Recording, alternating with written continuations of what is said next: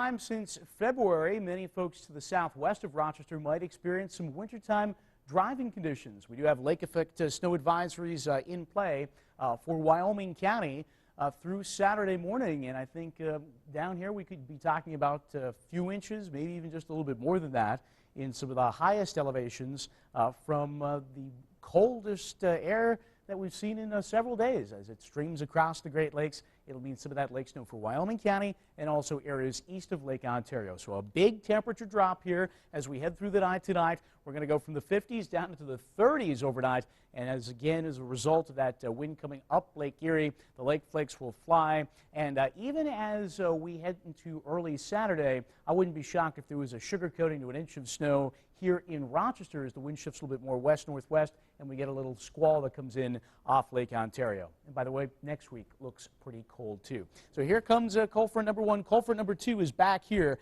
That's the one that's going to swing across Lake Ontario and give Rochester a quick burst of snow early on Saturday morning. And again, that should whiten the ground in many spots. So here it is in the Futurecast. There's the lake effect for Wyoming County. Notice as we put this into motion that as we head into the early morning hours, we get that burst of snow in Rochester. It settles off to the south. We're left with flurries for most of the day, but boy, what a difference a day will make. Those winds whip up out of the west. Those temperatures will be into the 30s. It'll feel like it's in the 20s.